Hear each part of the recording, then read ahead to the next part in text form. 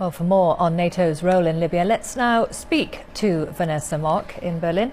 It sounds as if this is a very difficult meeting for NATO, with some European countries reluctant to take part in the airstrikes. How much of a stumbling block is this for NATO?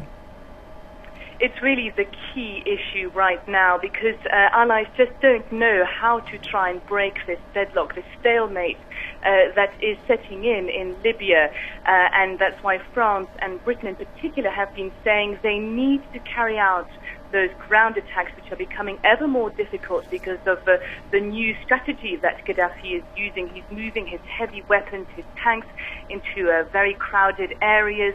It means that NATO allies need this highly sophisticated type of equipment if they want to try and take down some of those assets and not injure civilians at the same time.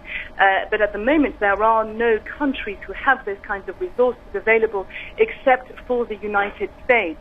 And that's why they're really stuck right now, because, of course, there are no other options on the ground. They cannot, unless they risk contravening the United Nations Security Council resolution, make any moves towards empowering the rebels. They cannot send ground forces, because that's a very unpalatable idea. And so they have no other options on the table. And so far, it's very telling that the spectre of Afghanistan has actually been raised during this summit as well. People starting to make comparisons between Libya and the very ongoing, protracted battle that NATO is waging in Afghanistan. Okay, thank you for that. That was our correspondent Vanessa Mock there in Berlin.